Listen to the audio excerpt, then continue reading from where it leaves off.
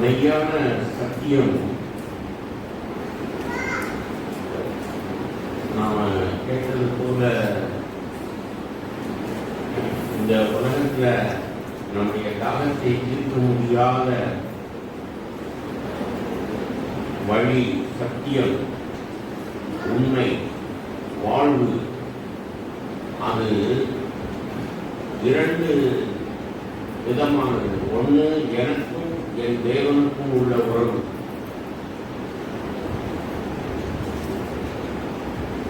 எல்லா மதங்களும் நித்தியத்தை குறித்து பேசுகிறது அல்லது தேவனோடு உள்ள பரிசுத்தத்தை குறித்து பேசுகிறது. ஆனால் அது அவர்களுக்கு யதார்த்தமாய், ரியலிஸ்டிக்காய், உண்மையாய் இல்லை. சகாயராஜ் சொன்னது போல் இந்த உலகத்தில் எவ்வளவோ ஞானம் இருக்குது. மனித ஞானத்தினாலே அவர்கள் எவ்வளவோ சாதிக்கிறாங்க. மோட்டிவேஷனல் ஸ்பீச் அப்படின்னு இருக்குது. மாணவர்களுக்கு பேசுகிறாங்க, வேலையில் உள்ளவங்களுக்கு பேசுகிறாங்க, நீங்கள் எப்படி சக்ஸஸ் ஆக முடியும்னு பேசுகிறாங்க. எவ்வளவோ இருக்குது. ஆனால் நீங்களும் நானும் ஒரு உண்மையை அறிந்திருக்கிறோம், சத்தியத்தை அறிந்திருக்கிறோம் அப்படின்னு சொன்னால் அதனுடைய முதல் பகுதியை நாம் காலையில் சிந்தித்தோம். மெய்யான சத்தியம் நம்மளை பரிசுத்தமாக்கும். அல்லேலூயா. ஆனால் அது சிலுவையின் செங்குத்தான மரம். நம் சகோதரர்கள் எல்லாரும் வலியுறுத்துகிறது போல அந்த சிலுவைக்கு இன்னொரு மரம் உண்டு. அது குறுக்கு மரம். அது நமக்கு ஐக்கியத்தை உண்டு பண்ணும், ஃபெல்லோஷிப். நம்ம சபைக்கு பேரே கிறிஸ்தவ ஐக்கிய சபை. அப்போது நாம் அந்த ஐக்கியத்தை வலியுறுத்துகிறோம். அது நமக்கு ரியலிஸ்டிக்காக, யதார்த்தமாய், அனுபவமாய், உண்மையாய் இருக்கான்னு நாம் செக் பண்ணணும். ஆமேன். நாம் சபையில் உள்ள ஐக்கியத்தை குறித்து எவ்வளோ பேசலாம். 5 விதமான வரங்கள், அந்த 5 விதமான வரங்கள் செயல்படுறது, சகோதர ஐக்கியம், ஒருவருக்கொருவர் நாம் ஐக்கியமாக இருக்கிறது. பட் இதெல்லாம் சாத்தியமாகணும்னு சொன்னால், நாம் அனுபவிக்கணும்னு சொன்னால், அது முதல்ல நம்முடைய குடும்பத்தில் பயிற்சிவிக்கப்படணும். இது நம்முடைய சபையில் வலியுறுத்துகிற மிக முக்கியமான சத்தியம். இன்றைக்கி எத்தனையோ கிறிஸ்தவ மார்க்கங்கள் இருக்குது, சபைகள் இருக்குது, போதனைகள் இருக்குது. ஒவ்வொருத்தருக்கும் ஒவ்வொரு போதனையை முக்கியப்படுத்தி வலியுறுத்தி சபைகள் நடத்துகிறாங்க. பரிசுத்தத்தை குறித்து வலியுறுத்துகிற எவ்வளவோ சபைகள் இருக்குது. நான் பார்க்குறேன்.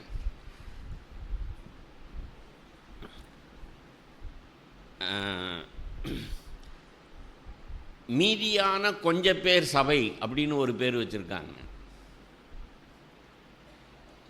we are the remnant church அப்படின்னா வேத வார்த்தையில் அதுக்கு எவ்வளவோ வார்த்தைகள் இருக்குது. மீதியான கொஞ்சம் பேர். நான் காலையில் சொன்ன மாதிரி நீதிமான்கள். இஸ்ரேலர் எல்லாரும் ரட்சிக்கப்பட மாட்டாங்க. அந்த இஸ்ரேலில் ஈசாக்கின் சந்ததியில் வந்தவர்கள் நீதிமான்கள். புதிய ஏற்பாட்டில் எவ்வளவோ வார்த்தைகள் இருக்குது. மீதியான அப்படின்னா கடைசி வரைக்கும் நிலைத்து நின்றவர்கள், இரத்த சாட்சியாய் மரித்தவர்கள், உண்மை உள்ளவர்கள், எவ்வளவோ விளக்கங்கள் இருக்குது. எது எப்படி இருந்தாலும், யார் எந்த நீதியை பேசினாலும், எந்த உபதேசத்தை வலியுறுத்தினாலும் அது ரைட்டா தப்பா, அல்லது அவங்கள நம்பலாமா நம்பக்கூடாதாங்கிறத நான் என்னுடைய 48 வருஷ அனுபவத்தில் நான் பார்த்துருக்கிறது என்னென்னா, அங்கே ஐக்கியம் இருக்கா, குறுக்கு மரம் எப்படி இருக்குது.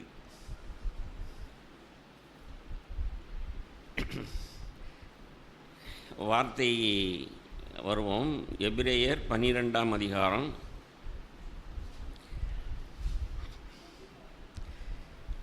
ஆதி திருச்சபையில் அப்போஸ்தலர்கள் நமக்கு வார்த்தையில் வெளிப்பாடு கொடுக்குறாங்க, அல்லது வார்த்தை தான் நம்முடைய அஸ்திவாரமாக இருக்கணும். எந்த உபதேசமோ எந்த மனுஷரோ எந்த கோட்பாடுமோ நமக்கு இருக்கக்கூடாது. அது எவ்வளவோ இருக்குது. எபிரேயர் 12ஆம் அதிகாரத்தில்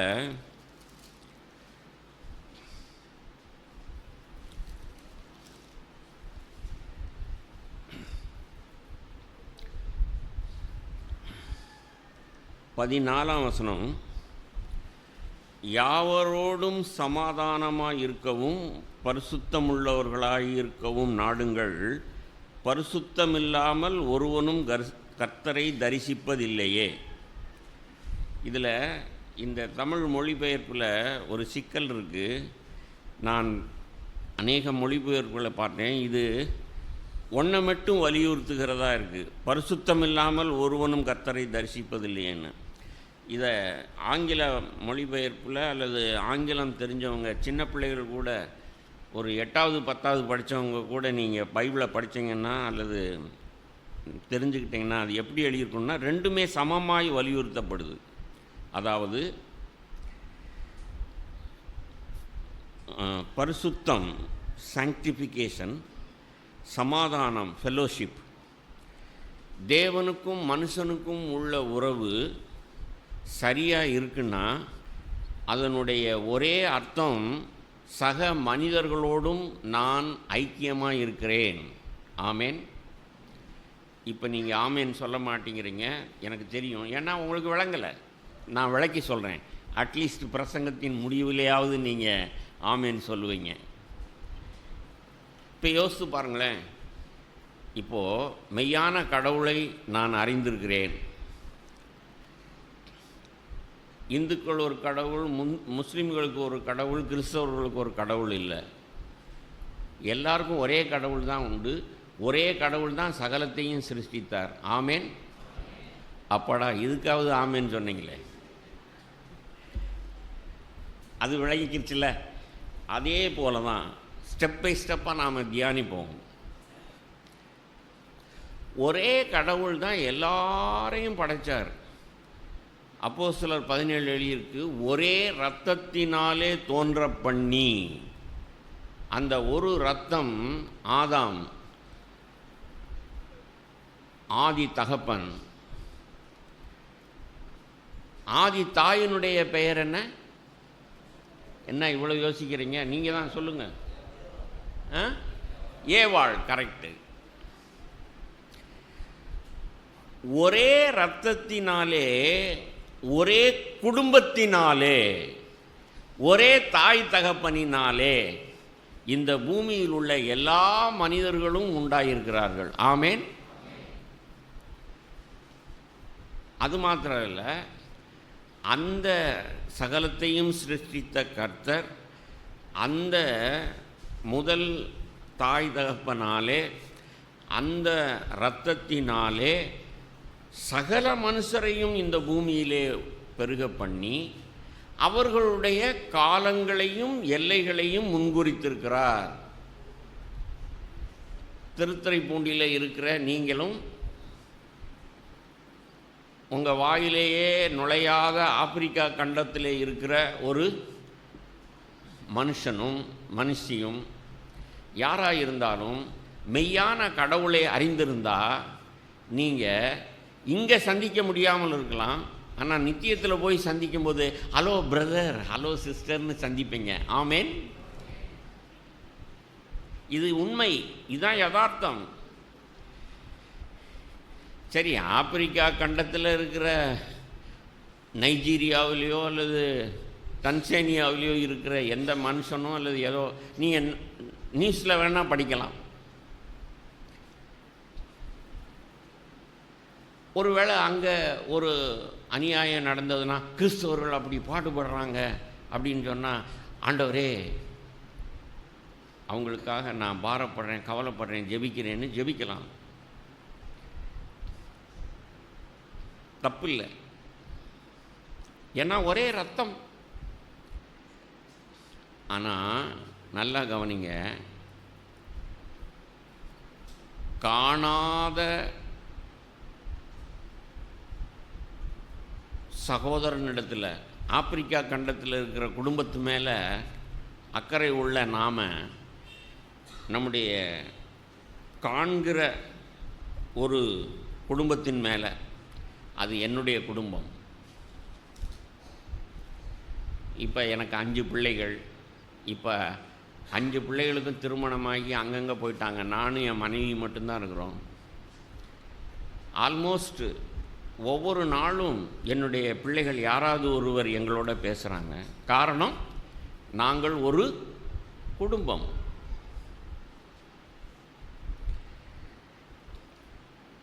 நான் காண்கிற மனிதர்களிடத்தில் நான் ஐக்கியமாக இல்லை அல்லது உறவு இல்லை.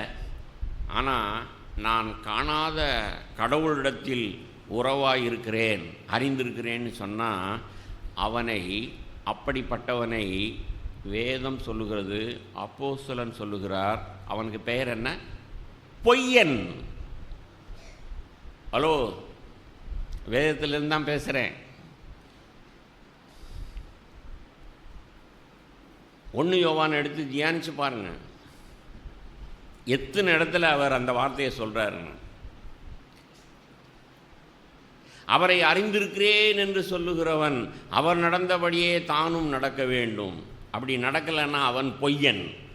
இது வெர்டிக்கல் ரிலேஷன்ஷிப், அதாவது எனக்கும் என் தேவனுக்கும் உள்ள உறவு. அதே அப்போஸ்தலன் அதுக்கு பிறகு 3, 4, 5 அநேக முறை சொல்கிறார்.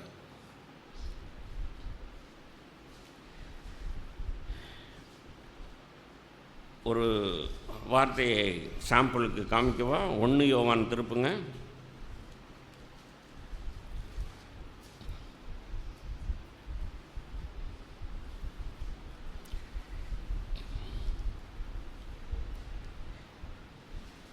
நான்காம் அதிகாரம், 1 யோவான் 4ஆம் அதிகாரம் 19ஆம் வசனத்தில், அவர் முந்தி நம்மிடத்தில் அன்பு கூர்ந்தபடியால் நாமும் அவரிடத்தில் அன்பு கூறுகிறோம்.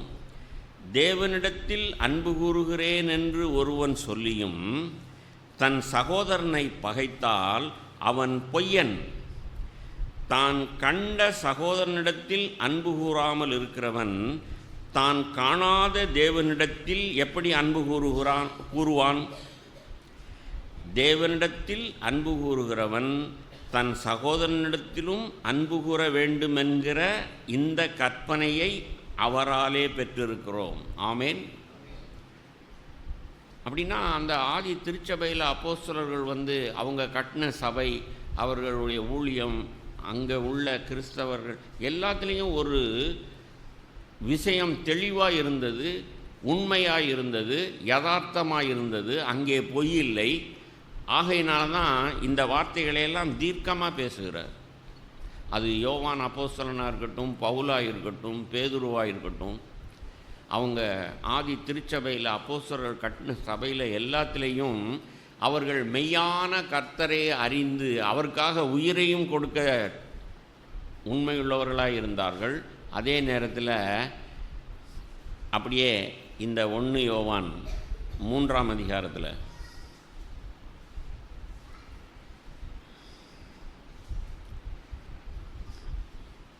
15, 16, 1 யோவான் 3ஆம் அதிகாரம் 15, 16 வசனத்தில், தன் சகோதரனை பகைக்கிற எவனும் மனுஷ கொலைபாதகனாய் இருக்கிறான்.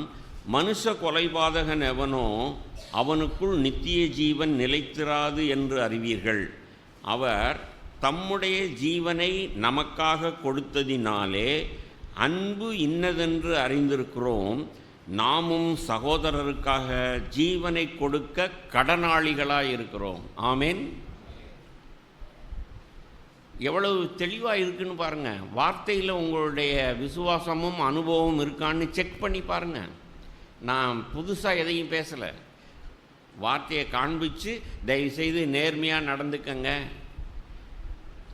அப்போது குடும்பத்திலிருந்து தான் இது ஆரம்பிக்கணும். நம்ம வாசித்தது சபைக்கு அப்போஸ்தலன் சொன்னது. என்னுடைய அனுபவத்தில் எத்தனையோ ஊரில் நான் நன்னிலத்தில் இருந்திருக்கிறேன், காரைக்காலில் இருந்திருக்கிறேன், இப்போ பாண்டிச்சேரியில் இருக்கிறேன். எங்கே நான் வாழ்ந்திருந்தாலும் நான் ஒரு சபையில் நான் மூப்பராக இருந்தேன் அல்லது ஒரு ஊரில் நான் சபையை நடத்தினேன்னு சொன்னால் அதனுடைய அஸ்திபாரமே, அதனுடைய நான் படிச்சுக்கிட்ட அனுபவமே, அல்லது எதை வைத்து இன்னொன்றை நான் கட்டினேன் அல்லது காரணனாக இருந்தேன்னு சொன்னால் என் குடும்பத்தை ஒவ்வொரு நாளும், வாரத்தில் ஒரு நாள் அல்லது 2 நாள் தாங்க சபைக்கு வர்றோம், மற்ற மீதி 5 நாள் 6 நாள் வீட்டில் தான் வாழ்கிறோம். அப்போ குடும்பங்கிற உறவு இருக்குது பார்த்தீங்களா, புருஷன் மனைவி உறவு, தகப்பன் பிள்ளைங்கிற உறவு. பரலோகத்தில் 3 பேர், பிதா, குமாரன், பரிசுத்த ஆவியானவர், அவர்கள் ஒரே குடும்பமாக இருக்கிறாங்க. ஆமேன். அவங்க ஐக்கியமாக இருக்கிறாங்க, அவங்களுக்குள்ள போட்டி இல்லை. அதை அப்படியே ஒரு நிமிஷம் யோசித்து பாருங்க. பிதா நினைச்சார், அந்த நினைவை செயல்படுத்தினார் இயேசு குமாரன். அடுத்து அவர் வந்து ஒரு ரட்சிப்பை உண்டு பண்ண பிறகு அந்த ரட்சிப்பை அநேகர் சுதந்திரித்து கொள்ளும்படிக்கு, சபையாய் அவர்கள் வரும்படிக்கு ஆவியானவர் இப்பொழுது நம் மத்தியிலே செயல்படுத்தி கொண்டிருக்கிறார். அல்லேலூயா. அவங்களுக்குள்ள போட்டி இல்லை. இப்போ அந்த பரலோக குடும்பம் எப்படியோ அப்படியே என் குடும்பம் இருக்கணும். அந்த குடும்பத்தில் நான் அப்பியாசித்ததை, ட்ரைனிங் எடுத்ததை, அதை அப்படியே சபையில் பிரயோகிக்கணும். ஆமேன். நல்லா விளங்கிக்கங்க. இப்போது குடும்பம்னு ஏன் பேசிக்கிட்டு இருக்கீங்க? நாங்கள்லாம் இன்னும் குடும்பத்தையே பார்க்கலை, எங்களுக்கெல்லாம் கல்யாணமே ஆகலை. எதுக்கு இந்த கூட்டத்தில் எங்களை வந்து உட்கார வச்சிங்க? கேள்வி எழும்புதா? இன்றைக்கி 15, 16, இன்றைக்கி 20, 22 இருக்கிறவங்க இன்னொரு 4 வருஷம் கழித்து நீங்களும் குடும்பம் ஆயிடுவீங்கள? ஆமேன்னு சொல்லு. என்ன ஆமேன்னு சொல்ல மாட்டிங்களா? எல்லாம் கன்னியாஸ்திரியாக போக போகிறீங்களா?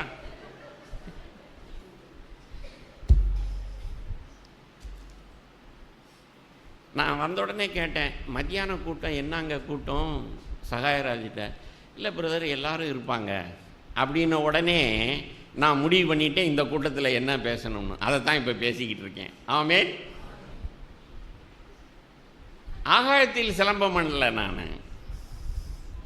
யாராக இருந்தாலும் we are part of the family. Brother வாஸ்த வசனத்தின்படி வேசியின் பிள்ளைகளா நாம இல்லை. அப்ப ஆத்தா தெரியாம எங்கேயோ பிறந்த அநாத பிள்ளைகளா நாம். அப்போ எதுலையும் நாம யதார்த்தத்தை, அந்த ரியாலிட்டியை கொண்டு வரணும். நான் கற்றுக்கொண்ட சில விஷயங்களை நாம் தியானிப்போம்.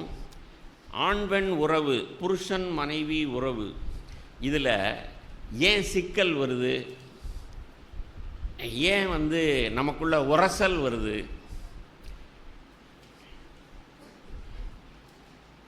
நேற்று மூப்பர்கள் கூட்டத்தில் கூட நாங்கள் மூப்பர்கள் பாண்டிச்சேரியில் 7-8 குடும்பம் சேர்ந்து நாங்கள் கூடுவோம். சமீபமாக தான் சனிக்கிழமை தோறும். அப்போ கூட நாங்கள் பேசிக்கிட்டோம். சகோதரிகளும் இருப்பாங்க, மனைவி புருஷன் எல்லாரும் இருப்பாங்க. மூப்பர்கள்னு சொன்னால் நாங்கள் 7-8 மூப்பர்கள் மாத்திரம் கிடையாது, கம்பல்சரியாக இது ஃபேமிலி அப்படின்னா, சபை ஃபேமிலின்னு சொன்னால் இங்கே ஃபேமிலியாக தான் வரணும். முதல்ல சகோதரிகளை தான் நான் பேச சொல்லுவேன். ஒரு சகோதரி பேசுகிறதுக்கு கூச்சப்பட்டுக்கிட்டு நான் பேசலை அப்படின்னு சொல்லி அங்கிட்ட இன்னொரு மூப்பர்கிட்ட நீட்டினாங்க. ஹலோ சிஸ்டர், பேசலைன்னு சொன்னால் ஏன் பேசலைன்னு சொல்லிட்டு தான் நீங்கள் மைக்கை கொடுக்கணும் அப்படின்னு. எப்படி? நான் பேசலை, ஏன் பேசலைன்னு சொல்லணும். அதுதான் நேர்மை, உண்மை. என்னுடைய குடும்பத்தை நான் அப்படி தான் கட்டியிருக்கிறேன். ஒன்றும் கஷ்டமே இல்லைங்க. கஷ்டமானதை வேதம் சொல்லவே இல்லை.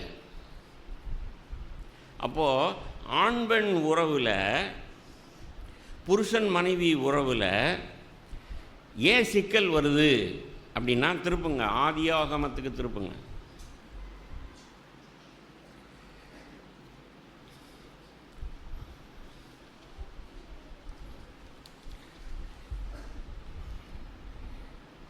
மூன்றாம் அதிகாரம்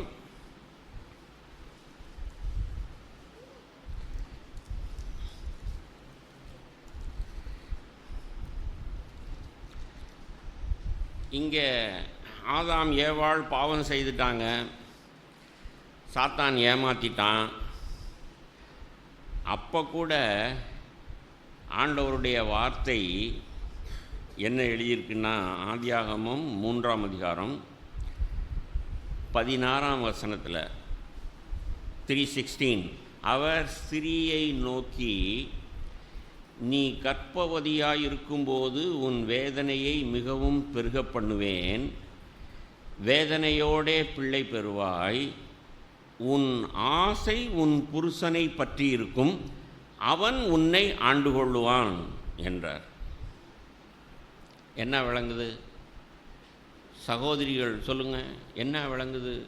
ஏவாளுக்கு சொன்ன வார்த்தை இதில் என்ன விளங்குது உங்களுக்கு?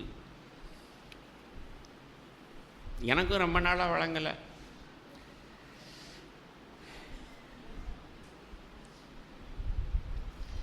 வார்த்தையை வார்த்தையோடு சம்பந்தப்படுத்தி ஞானத்தை போதிக்கிறோம் அப்போஸ்தலர்கள் சொல்லுவாங்க, பவுல் சொல்லுவார். அப்படியே 4ஆம் அதிகாரத்துக்கு வாங்க. நீங்கள் விரித்து வச்சுருக்கீங்க பைபிளில். 3ஆம் அதிகாரத்தில் 16ஆம் வசனத்தில் வாசித்தேன். 4ஆம் அதிகாரத்தில் வாசித்தா அதே பதம், அதே ஃப்ரேஸ் வந்திருக்கு பாருங்கள்.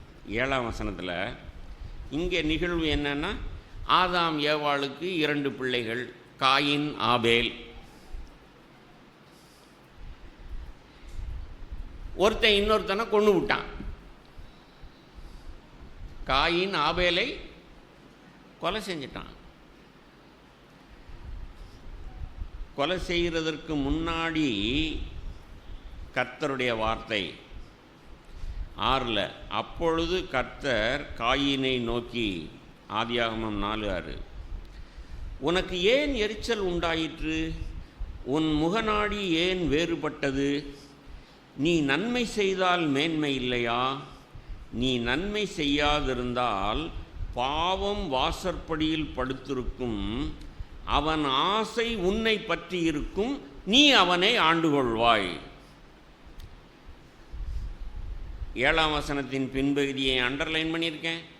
3ஆம் வசனத்தின் 16ஆம் வசனத்தில் அதுலேயும் கடைசி பகுதியை அண்டர்லைன் பண்ணியிருக்கேன். ரெண்டும் ஒன்றா தான் இருக்குது. உன் ஆசை உன் புருஷனை பற்றி இருக்கும்னு 3:16 எழுதியிருக்கு. அவன் ஆசை உன்னை பற்றி இருக்கும். அவன்னா எவன்?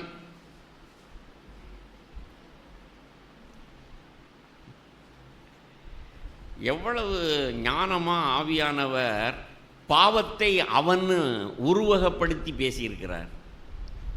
அதனால தான் இந்த வேதம் ஞானம். அதனால தான் இதை நாம் படிக்கணும், வெளிச்சம் பெறணும். பாவம் வாசப்படியில் படுத்திருக்குடா, அது உன்னை ஆளக்கூடாது, நீ தான் அவனை ஆளணும். தூங்குனவங்களாம் முழிச்சிட்டிங்களா? இப்படியெல்லாம் அரட்டினா தான் நாம் முழிக்கிறோம். இப்போ புருஷன் மனைவி உறவுக்கு வருவோம். மனைவி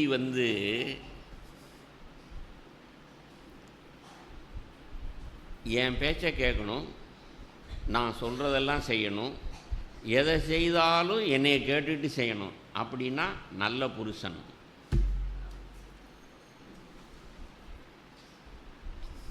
இல்லைம்மா நீ கெட்டு போயிட்ட, உங்கள்கிட்ட ஒரு விஷம் இருக்குது, அந்த விஷம் சாத்தான் பாய்ச்சின விஷம்.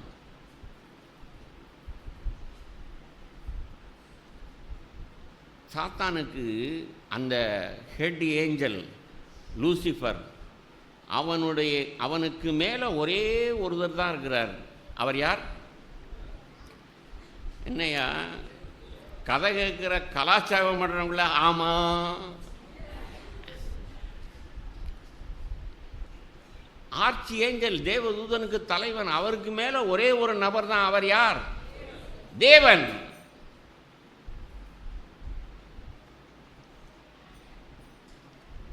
இவர் என்ன எனக்கு மேலே ஒருத்தர் உட்காந்துக்கிறது? எல்லாரும் இவரை தான் ஆராதிக்கிறாங்க. நானும் அவருக்கு போல நான் மேலே ஏறி உட்காருவேன், என்னையும் எல்லாரும் ஆராதிக்கணும். இதுதான் சாத்தானுடைய ஆவி. சகோதரிகளே, கவனமாக கேளுங்க. அந்த சாத்தானுடைய ஆவி, அந்த ஜீன், சயின்ஸ் படித்தவங்க ஜீன், டிஎன்ஏ எல்லாம் என்னன்னு தெரியுமா? பாரம்பரிய குணம். தாய் தகப்பனுடைய பாரம்பரிய குணம் எப்படி வருதோ அதே போல பொய்யனும் பொய்க்கு பிதாவுமாய் இருக்கிற சாத்தானுடைய ஜீன், ஏவாள், உனக்கு வந்துருச்சு. ஜாக்கிரதை. நீ உன் புருஷனை ஆளக்கூடாது, அவன்தான் ஒன்னே ஆளுகை செய்யணும். சகோதரிகள் ஆமேன்னு சொல்லுங்க. ஞானம் வேதத்தில் எழுதியிருக்கு. பிரதர், அவர் ரட்சிக்கப்படவே இல்லை பிரதர். நான் தான் ரட்சிக்கப்பட்டிருக்கேன் பிரதர், நான் தான் சபையில் இருக்கேன் பிரதர். அவருக்கு ஒன்றும் தெரியாது பிரதர். ஆகையினால நீங்க சொல்றதைத்தான் அவர் கேட்கணுமா? முட்டாள், வேதத்தை அறியாத அஞ்ஞானிகளாய் உட்கார்ந்து இருக்கிறீர்கள். அதனாலதான் குடும்பத்தில் பிரச்சனை. ஞானமாய் நடந்து கொள்ளுங்கள். நீங்கள் ஞானமாய் நடந்தா என்ன சொல்லுவீங்க தெரியுமா? ஓ, என் புருஷன் ரட்சிக்கப்படாதவராயிருந்தாலும் அவர் தேவனால் எனக்கு நியமிக்கப்பட்ட ஆளுகை அதிகாரம், அவர் என்னை ஆண்டு கொள்ளட்டும்னு நீங்கள் சரியான புரிந்து கொள்ள இருந்தீங்கன்னா நீங்கள் உங்கள் நல் நடக்கையினால் அந்த ரட்சிக்கப்படாத புருஷனை ரட்சித்து விடுவீர்கள். அல்லேலியா. அப்படி தான் பேதுரு புத்தி சொல்கிறார். ஒன்று பேதுருல, நீங்கள் உங்கள் கற்புள்ள நல்ல நடக்கையினாலே, அங்கேயும் வார்த்தை பிசகு இருக்கு, புரிந்து கொள்ளுதல் இல்லை, அங்கே மொழிபெயர்ப்பு. கற்புன்னா ஒரே புருஷனோட தானே நான் 40 வருஷம் வாழ்ந்துக்கிட்டு இருக்கிறேன், கற்பு இல்லாமையா இருக்கிறேன்? அந்த கற்பு இல்லை. சேஸ்ட், ஆங்கில வார்த்தை, அன்பான, வாயில பிரசங்கம் பண்ணாம, வாயின் வார்த்தை இல்லாம, உங்கள் அன்பான தாழ்மையான கீழ்ப்படிதலினாலே ரட்சிக்கப்படாத புருஷனையும், ரட்சிப்போடுமல்ல, ரட்சிக்கப்படுறது ரட்சிக்கப்படாது அது வேற விஷயம். ஆனால் அந்த மனுஷனை நீங்கள் உங்கள் நல்ல நடக்கையினால், கணவரே, என் அன்பு கணவரே, நீங்களே எந்த முடிவையும் எடுங்க. இப்படிப்பட்ட ஞானிகள் எத்தனை ஸ்திரீகள் இருக்கிறீங்க?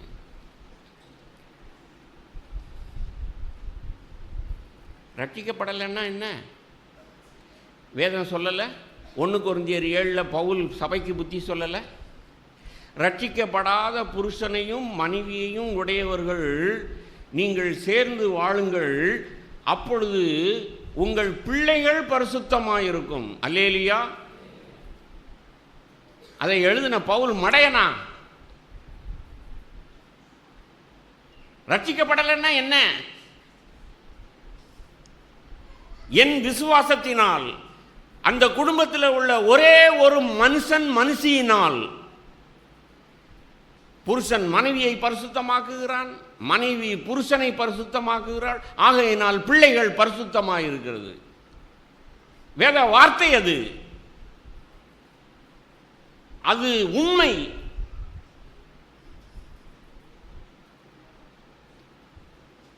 என் புருஷன் ரட்சிக்கப்படலை சொல்லிக்கிட்டே இருங்க. அவரும் ரட்சிக்கப்பட போகிறதில்ல, உங்கள் பிள்ளைகளும் ரட்சிக்கப்பட போகிறதில்ல.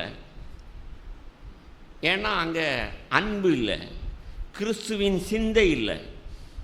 சகரியா போனன் சில குடும்ப கூடுகையில் முக்கிய பிரசங்கம் பண்ணுவார். இயேசு பிதாவுக்கு கீழ்ப்படிந்தார், ஸ்திரீகளே நீங்கள் கீழ்ப்படுகிறதற்கு ஏன் அஞ்சுகிறீர்கள்ங்கிறாரு.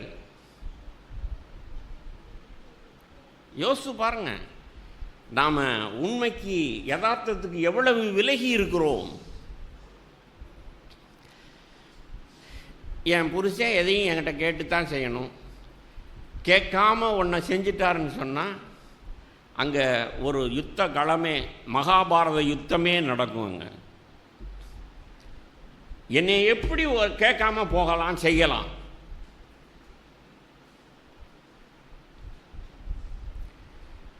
அதே மாதிரி புருஷன் ஞானம் இல்லாமல்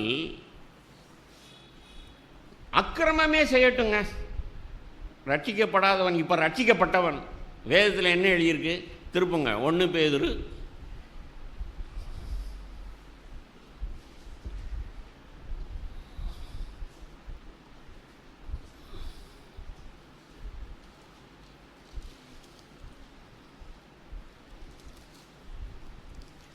3ஆம் அதிகாரம்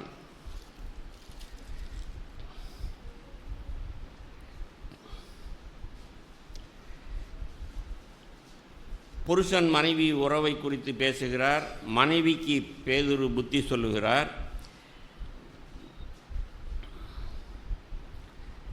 5ஆம் வசனத்தில், இப்படியே பூர்வத்தில் தேவனிடத்தில் நம்பிக்கையாயிருந்த பரிசுத்த ஸ்திரீகளும் தங்களுடைய புருஷர்களுக்கு கீழ்ப்படிந்து தங்களை அலங்கரித்தார்கள். அந்தப்படியே சாராள் ஆபிரகாமை ஆண்டவன் என்று சொல்லி அவனுக்கு கீழ்ப்படிந்திருந்தாள். நீங்கள் நன்மை செய்து ஒரு ஆபத்துக்கும் பயப்படாதிருந்தீர்களானால் அவளுக்கு பிள்ளைகளாயிருப்பீர்கள். இப்போ கேள்வி, சாராளுக்கு வந்த ஆபத்து என்ன? திரும்பவும் சகோதரிகள் தான் பதில் சொல்லணும். உங்களை பற்றி தானே எழுதியிருக்கு.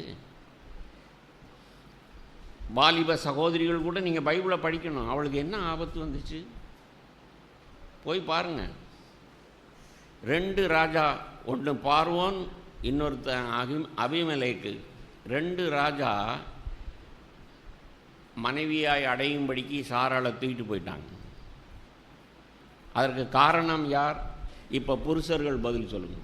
காரணம் யார்? ஆபிரகாம்.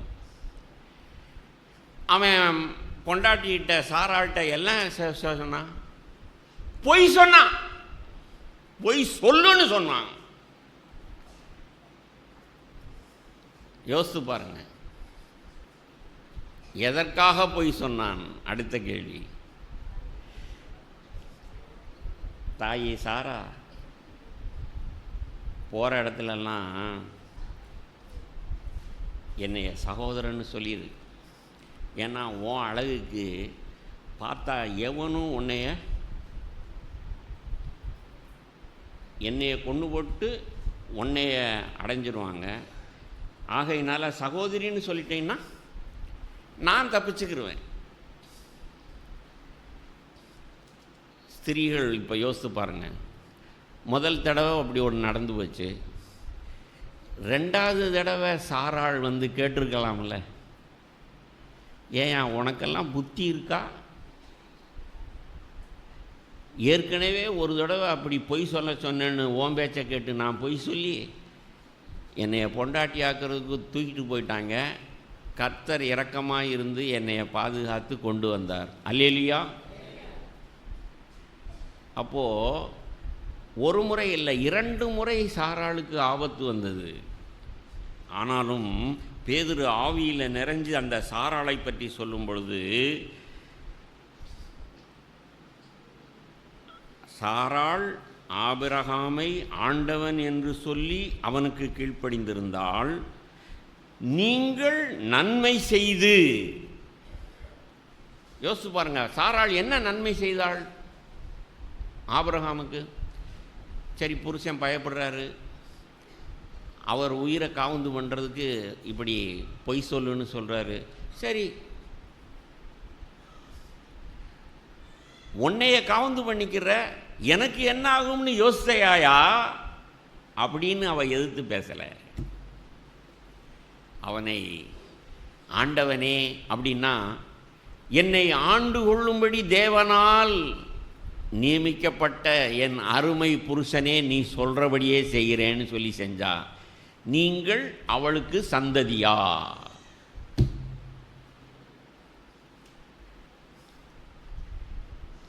ஆபிரகாம் சுயநலக்காரனா இருக்கலாம்,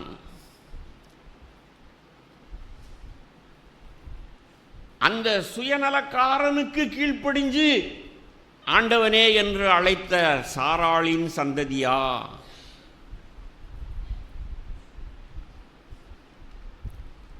இப்போ எங்கே உரசல் வருதுன்னு புரிஞ்சுக்கிட்டீங்களா? குடும்ப கூடுகை, புருஷன் மனைவி உறவில் பிரச்சனை. வேதம் சொல்லுது, அப்படி அவள் கீழ்ப்படிந்ததனால சாராளின் நிமித்தம், ஆதியாகமம் 20 எழுதியிருக்கு, சாராளின் நிமித்தம் கர்த்தர் யாருன்னு சொல்கிறேன், கவனமாக கேளுங்க நீங்கள். அந்த கர்த்தர் அந்த ராஜாவின் பொண்டாட்டி, அபிமெலேக்கின் பொண்டாட்டி, அந்த தேசத்தில் இருந்த அத்தனை ஸ்திரீகளுடைய கற்பத்தையும் அடைத்து போட்டார். பிள்ளையே இல்லை. கர்த்தர் வல்லமையுடையவர். அல்லேலூயா சொல்லு. சாராள் மாத்திரம், போயா புத்தி கட்ட மனுஷா, உன் பேச்சை கேட்டு நான் எவ்வளவு அபாயத்துக்குள்ளாயிட்டேன், அடுத்த தடவை நான் சொல்ல மாட்டேன்னு சொன்னாலா? வேதத்தில் திரும்ப திரும்ப எழுதியிருக்கு. 2 முறை அவள் அப்படி பாதிக்கப்பட்டும் கூட ஆண்டவனே என்று அழைத்து ஆபிரகாமுக்கு கீழ்ப்படிந்ததனாலே, அவளுடைய விசுவாசத்தின் நிமித்தம், அவளுடைய கீழ்ப்படிதலின் நிமித்தம், அவளுடைய உத்தமத்தின் நிமித்தம் தேசத்தையே பனிஷ் பண்ணார். யோசிச்சு பாருங்க, ராஜா அந்த தேசத்தில் இருந்த அத்தனை ஸ்திரீகளுடைய கற்பத்தையும் அடைச்சு போட்டார். அதுக்கு பிறகும் எழுதியிருக்கு, ஆபிரகாம் ஜெபித்தான், அதற்கு பிறகு கற்பம் திறக்கப்பட்டது. ஆபிரகாம் ஜெபம் கேட்கப்பட்டது. நான் இப்படி தான் கற்பனை பண்ணுறேன், அந்த நிகழ்வு எல்லாம் தியானித்து. ஒரு தடவைக்கு 2 தடவை நடந்துருச்சுல்ல. அதுக்கு பிறகும் ஆபிரகாமும் சாராளும் என்ன பேசிக்கிட்டு இருந்திருப்பாங்க? சீரியலும் சினிமாவும் ஆணு வாயை பழந்துக்கிட்டு பார்க்க தெரியுது. வேதத்தை படித்து ஆபிரகாமும் சாராளும் எப்படி பேசியிருப்பாங்க? இதையெல்லாம் வீடியோ கிளிப் எடுக்க மாட்டேங்க, ஸ்கெட்டு போட மாட்டேங்க.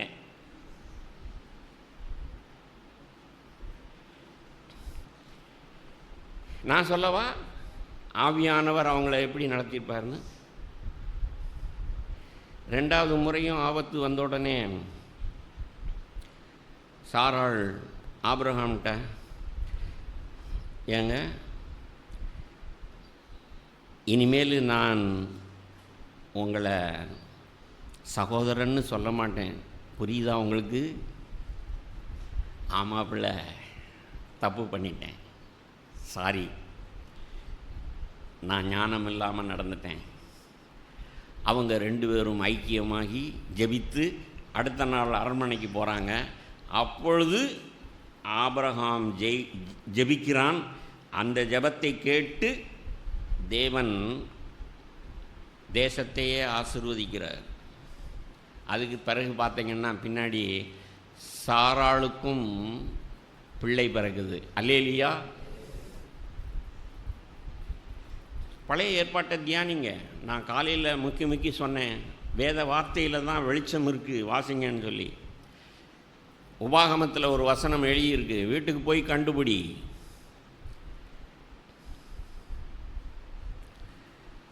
என் கற்பனைகளின்படி நீங்கள் நடந்தால் நீங்கள் பிள்ளை பெறாமல் மலடியாக இருக்க மாட்டீர்கள். அதோட இல்லை, உங்கள் ஆடு மாடுகளும் மலடாக இருக்காது. கர்த்தர் யார்? இப்படியெல்லாம் வேத வார்த்தை எழுதியிருக்கு. அப்போ நான் உணர்வடையணும். ஐயோ, சகலத்தையும் சிருஷ்டித்த கர்த்தர், அவருடைய ஞானத்துக்கு மேலே எந்த ஞானமும் இருக்க முடியாது. அவருடைய வார்த்தையில் தான் வெளிச்சம் இருக்குது. அந்த வார்த்தையை நான் தியானிக்கட்டும். நான் மனைவினா நான் எப்படி நடக்கணும்னு, சாராளியின் சந்ததியாக எப்படி இருக்கணும்னு நான் யோசிக்கட்டும்.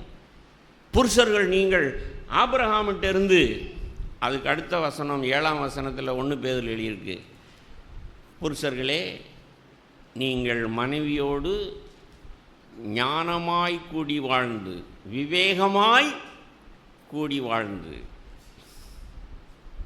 இன்றைக்கு உலகத்தில் என்ன பார்க்குறோம்? மனைவி புருஷனுக்கு கீழ்ப்படியணுங்கிறத இந்த வேதம் மட்டும்தானே சொல்லுது? உலகமே சொல்லுது. ஆமேன். இதுக்கு கிறிஸ்தவமாக வேணும்? எத்தனை உங்களை சுற்றி இருக்கிற உலகத்தார பாருங்கள். அவங்க இந்துக்களோ முஸ்லீமோ கடவுளே இல்லைன்னு சொல்கிறவங்க கூட, உனக்கு ஒன்றும் தெரியாது, நான் சொல்கிறத கேளு. புருஷன் இப்படி மிரட்டி தானே இன்றைக்கி குடும்பம் நடத்திக்கிட்டு இருக்கான். கிறிஸ்தவ ஐக்கிய சபையில் உட்கார்ந்துருக்கிற கனம் பொருந்திய புருஷர்மார்களும் அப்படி நடத்தி கொண்டு இருக்கிறார்கள்னு சொன்னால், நான் உங்களை ஞானின்னு சொல்கிறதா முட்டாள்னு சொல்கிறதா? யோசித்து பாருங்க. பொண்டாட்டியும் முட்டாளாக இருக்கிறான், புருஷனும் முட்டாளாக இருக்கிறான், பிள்ளைகளும் முட்டாள்களாக இருக்கு. சாத்தான் ஜெயிக்கிறான், கைகொட்டி சிரிக்கிறான். பிரிச்சுட்டன்ல. கதை சொல்லலை சகோதரனே சகோதரியே, என் வாழ்க்கையில் கடந்து போனதை, நான் இருக்கிற சபையிலேயே நான் அனுபவிக்கிறதை உங்களுக்கு சொல்கிறேன்.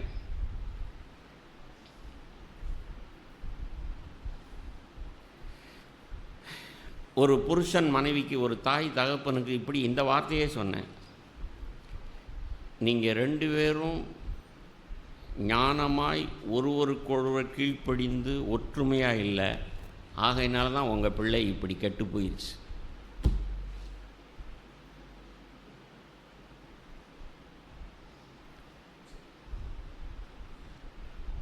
இது எந்த மோட்டிவேஷனல் ஸ்பீச்சில் எழுதியிருக்கு? வேதத்தில் தான் எழுதியிருக்கு. இந்த ஞானத்தை எப்படி நீங்கள் கற்றுக்கொள்ள முடியும்? வேதத்தில் தான் கற்றுக்கொள்ளணும். எபேசியருக்கு எழுதின நிருபம்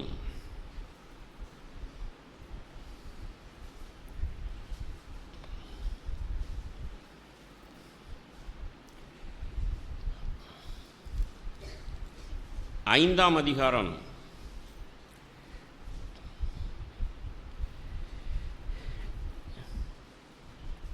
'காலையிலே பிரதர் வந்த வசனத்தை அதாவது மதுபான வெறி கொள்ளாமல் ஆவியினால் நிறைந்து 5:18 எபேசியரில் எவ்வளவு ப்ராக்டிக்கலாக எழுதியிருக்குன்னு பாருங்கள். இன்றைக்கி உலக மனிதர்கள் குடித்து வெறிக்கிறாங்க. கிறிஸ்மஸா, புது வருஷமா?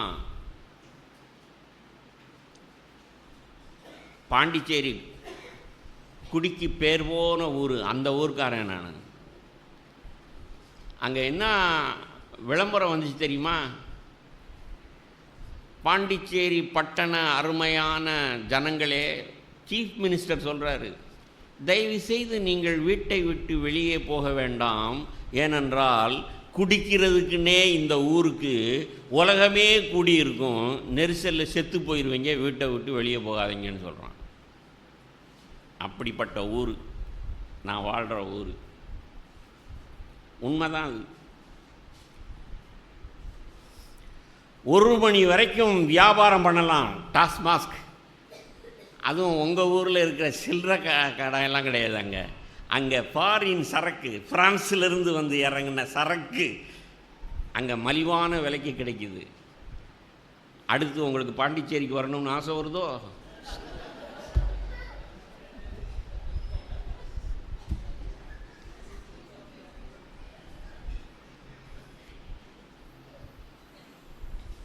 மதுபான வெறி கொள்ளாமல், வேத வார்த்தைக்கு வருவோம், ஆவியினால் நிறைந்து. எவ்வளவு பிராக்டிக்கலா பவுல் பேசுகிறார் சபைக்கு. குடிகார பயல்களா, குடிச்சுக்கிட்டு வெறிக்காதீங்கடா, ஆவியில நிறைஞ்சு களி கூறுங்கள். அதோட நிக்கல, தொடர்ந்து வாசிங்கள். சங்கீதங்களினாலும், ஆவியில நிறைஞ்சு சங்கீதங்களினாலும் கீர்த்தனைகளினாலும் ஞானப்பாட்டுகளினாலும் ஒருவருக்கொருவர் புத்தி சொல்லிக்கொண்டு உங்கள் இருதயத்தில் கர்த்தரை பாடி கீர்த்தனம் பண்ணி நம்முடைய கர்த்தராகிய இயேசு கிறிஸ்துவின் நாமத்தினாலே எப்பொழுதும் எல்லாவற்றிற்காகவும் பிதாவாகிய தேவனை ஸ்தோத்தரித்து. பரிசுத்த ஆவியில் நிறைஞ்சீங்கன்னா என்ன நடந்தாலும் ஸ்தோத்திரம் சொல்லுவீங்க. ஆமேன். அதோட இல்லை, இப்போ நாம் தியானிக்கிற சத்தியத்தின்படி தேவனுக்கு முன்பாக நான் நீதிமானாக இருக்கிறது மாத்திரமல்ல, 21ஆம் வசனம், தெய்வ பயத்தோடே ஒருவருக்கொருவர் கீழ்ப்படிந்திருங்கள். தெய்வ பயமுள்ள புருஷர்கள் சில வேளையில் ஆபிரகாம் சாராளுக்கு கீழ்ப்படிந்தது போல நீங்கள் கீழ்ப்படிவீங்க.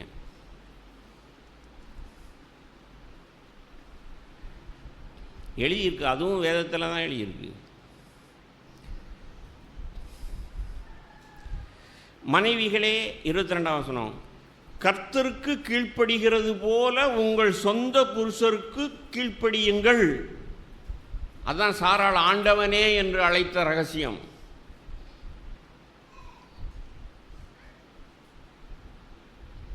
இயேசு பிதாவுக்கு கீழ்ப்படிந்தார், சாராள் ஆபிரகாமுக்கு கீழ்ப்படிந்தாள். ஒவ்வொரு வீட்டிலையும் மனைவி புருஷனுக்கு கீழ்ப்படிந்து வாழ்ந்தால் அங்கே சத்தியம் இருக்கும், சமாதானம் இருக்கும். அதான் கிறிஸ்தவ குடும்பம். அங்கே உண்டாகிற பிள்ளைகள் தேவபக்தியுள்ள சந்ததியாயிருக்கும். அப்போ நாம் உணர்வடையணும், வெளிச்சம் பெறணும், குடும்பத்தில் ஐக்கியத்தை நான் கட்டணும். 5 பிள்ளைகளும் இப்போ கல்யாணம் ஆயிட்டாங்க, அவங்கவுங்க குடும்பம் ஆயிட்டாங்க. வாலிப ஸ்திரீகள் நீங்கள் நிறைய பேர் உட்காந்துருக்குறீங்க. இவங்களுடைய எத்தனை பெற்றோர்கள் பின்னாடி உட்காந்துருக்கீங்களோ தெரியாது. பிள்ளைகளுக்கும் பெற்றோர்களுக்கும் இருக்கிற ஐக்கிய குறைவுக்கு என்ன காரணம்னு நினைக்கிறீங்க? ஒட்டு மொத்தமாக எல்லா பாவத்துக்கும் காரணம் நம்முடைய பெருமை தான். ஆமேன். பிள்ளைகள், நீங்கள் பெற்றோர்கள் படிக்காதவங்களாக இருக்கலாம், உங்கள் அளவுக்கு எதுவும் தெரியாதவர்களாக இருக்கலாம். உனக்கு ஒன்றும் தெரியாதுமா. ஒருவேளை இளம் வாலிபர்களே, சிறு பிள்ளைகளே, உங்களுடைய அப்பா அம்மா விவசாயியாக இருக்கலாம். உங்கள் அப்பா கலப்பையவோ மண்வெட்டியவோ தோளில் தூக்கி போட்டுக்கிட்டு காலையிலேயே இருட்டோடு எழும்பி வயலுக்கு போகிறவராக இருக்கலாம். அவருக்கு நீங்கள் படிக்கிற படிப்பு தெரியாமல் இருக்கலாம். கம்ப்யூட்டரோ டேபோ செல்லோ எதுவும் தெரியாமல் இருக்கலாம். நீங்கள் தெய்வ பயமாய், அதாவது நீங்கள் இந்த ஐக்கியத்தின் ரகசியத்தை கற்றுக்கொண்டவர்கள்னு சொன்னால், நீங்கள் அவங்களுக்கு அது தெரியாது, தெரிஞ்ச நான் அவர்களுக்கு கீழ்ப்படியணும். இயேசு ஒரு பாவமும் ஒரு முறையும் செய்யாத இயேசு யோசேப்புக்கும் மரியாளுக்கும் கீழ்ப்படிந்திருந்தார்னு எழுதியிருக்கு.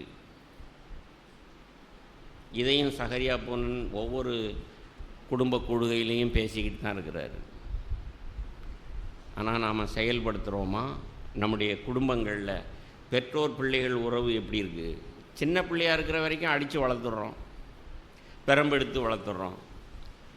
அடோலசன்ஸ் 14 வயசாயிருச்சு, யூத் கேம்புக்கு போகிற வயசாயிருச்சு. அப்போ நாம் இப்போ என்ன செய்கிறது?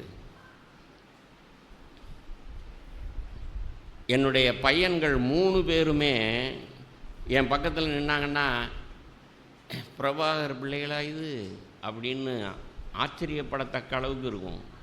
ஏன்னா அவங்க 3 பேரும் அம்மா ஜீன்லேருந்து வந்தவங்க, உயரமாக இருப்பாங்க. நான் 5.4ன்னா அவங்க 5.9 6ல் இருப்பாங்க. என் மூத்த பையன்லாம் என்னை அப்படி தோளில் போட்டான்னா, கை போட்டான்னா சின்ன பையன் மாதிரி இருப்பேன் நான். இப்போ அவனை போய்கிட்டு நான் அப்பா சொல்கிறத கேட்குறியா இல்லை அடி வாங்குறியா அப்படின்னா அவன் பெரம்பை பிடிங்கி என்னையே அடிப்பான். எவ்வளோ நாளைக்கு பெரம்பையும் பெல்ட்டையும் கையாளுவீங்க? நான்லாம் அப்படி வளர்க்கலை. நான் சபையில் இருக்கிறேன், சபையில் உள்ள ஞானம் எனக்கு போதித்தது. நான் கர்த்தருக்கு பயந்தேன், கர்த்தருடைய ஞானத்தினால்தான் நான் நடந்தேன். எந்த பிள்ளையையும் டீல் பண்ணும்போது நாங்கள் புருஷன் மனைவி 2 பேரும் பேசுவோம். நிச்சயமாக ஆபிரகாமும் சாராளும் வித்தியாசப்பட்டது போல் நாங்களும் எத்தனையோ விஷயங்களில் வித்தியாசப்பட்டிருப்போம். ஆனால் ஒவ்வொரு முறையும் தேவனை தேடி, அவருடைய ஞானத்தை தேடி, அநேக ஆலோசனையினால் ஞானம் பிறக்கும் மாதிரி அநேகரிடத்தில் ஆலோசனை பெறுவோம். அதாங்க சபை. சபைனா நீங்கள் பாட்டுக்கு வந்து ஸ்தோத்திரம் பண்ணிவிட்டு பிரசங்கத்தை கேட்டுட்டு போகிறது சபை இல்லை, குடும்பம். உங்கள் குடும்பத்தில் ஒரு பிரச்சனை அப்படின்னா, வாலிபர்கள் நீங்கள் உங்கள் வாலிப பிரச்சனைன்னு சொன்னால் நீங்கள் சகாக்களோடு பேசி தீர்க்க முடியாது, கெட்டு போயிடுவீங்க. வேதத்தில் அதுவும் பழைய ஏற்பாட்டில் எழுதியிருக்கு. உங்களுக்கு சபை இருக்குன்னா மூப்பர்களை மதித்து, மூப்பர்களிடத்தில் ஆலோசனை பெற்று இந்த வேலைக்கு சேரலாமா சேர வேண்டாமா? எத்தனை பேர் இதோ ஐ லவ் யூன்னு இவன் லெட்டர் எழுதியிருக்கான், என்ன செய்ய அப்படின்னு உங்கள் அம்மாட்டையோ அப்பாட்டையோ போய் காட்டியிருக்கீங்களா? அவங்க ரட்சிக்கப்படாதவங்க வெளுத்து வாங்கிடுவாங்க. சரி, சபைக்கு வந்து மூப்பர்கள்ட்ட காண்பிக்கணும். நேர்மையும் உண்மையும் இருக்கோ அங்கே பராமரிப்பும் பாதுகாப்பும் இருக்கும். அல்லேலூயா. நம்முடைய பிரச்சனையே நம்மிடத்தில் நேர்மை உண்மை இல்லை.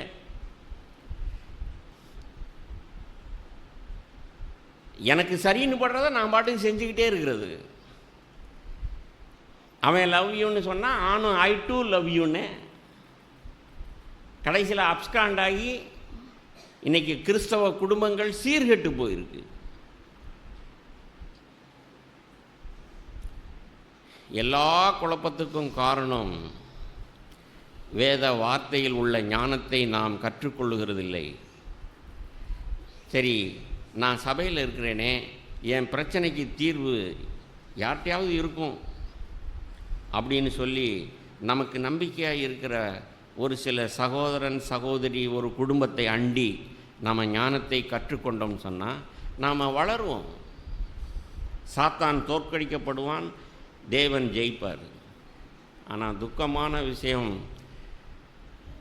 அநேக பேர் அந்த உணர்வு இல்லாமல் அவனவன் தனக்கு சரின்னு படுறத செய்து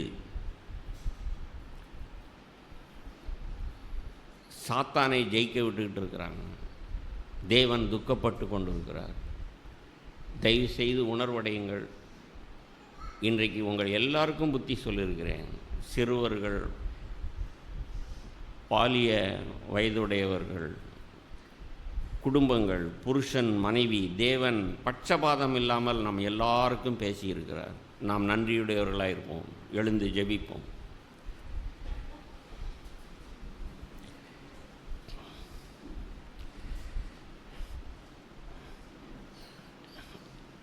தயவுசெய்து ஏவப்பட்டவர்கள் இன்றைக்கு முழுவதும் தேவன் உங்களோடு பேசியிருப்பாரானால் உணர்வடைந்து நன்றி சொல்லுங்கள் பார்ப்போம். எல்லாரும் ஜெபம் பண்ணலாம். அரை நிமிஷம், 30 செகண்ட்ஸ், ஒரு நிமிஷம் சாத்தானை வெட்கப்படுத்துங்க, தேவனை மகிமைப்படுத்துங்க. வாலிபர்களாக இருக்கட்டும், மனைவிமார்களாக இருக்கட்டும், கணவன்மார்களாக இருக்கட்டும்.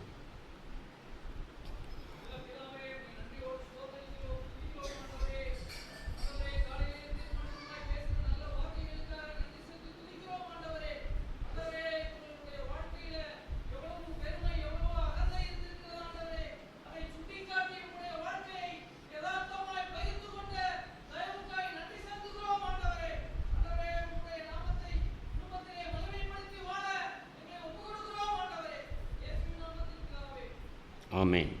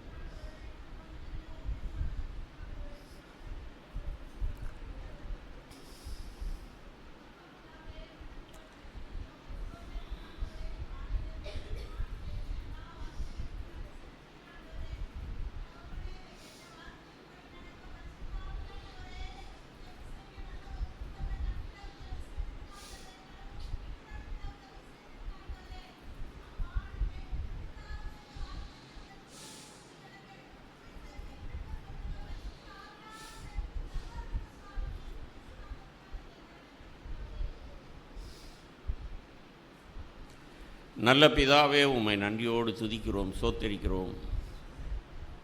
உம்முடைய தயவு இரக்கம் எங்கள் மேல், ஒவ்வொருவர் மேலும், எங்கள் குடும்பங்களின் மேல் இருக்கிறதற்காக நன்றி. இயேசுவே, இப்பொழுதும் உம்முடைய நாமத்திலே நாங்கள் சபையாய் கூடி வந்தோம். இந்த நாள் முழுவதும் எங்களை நடத்தின தயவுக்காக நன்றி. எங்கள் மேல் உம்முடைய கிருபை இரக்கம் இருக்கிறதே, அதற்காக நன்றி. நாங்கள் சபையில் நின்று கொண்டிருக்கிறோமே, அதற்காக நன்றி. நாங்கள் மரித்து போகாமல் ஜீவன் உள்ளவர்களாய் இதோ சபையிலே நிற்கிறோமே, அந்த தயவுக்காக நன்றி. எங்கள் அக்கிரமத்தை உணர்த்தினதற்காக நன்றி. தேவனே, எங்களை ஒப்பு கொடுக்குறோம். எங்கள் ஆவி, ஆத்துமா, சரீரத்தை ஒப்பு கொடுக்குறோம். எங்கள் குடும்பங்களை ஒப்பு கொடுக்குறோம். நீதியுள்ள பிதாவே, இயேசுவே, பட்சபாதம் இல்லாதவரே, ஆவியானவரே, எங்களை ஒப்பு கொடுக்குறோம். எங்களை நடத்துங்க. வரப்போகிற நாட்களிலும் வருஷங்களிலும் எங்களை ஆயத்தப்படுத்துங்க. இயேசுவே, உம்முடைய வருகைக்கு ஆயத்தப்படுத்துங்க. உம்முடைய நியாய தீர்ப்புக்கு எங்களை ஆயத்தப்படுத்துங்க.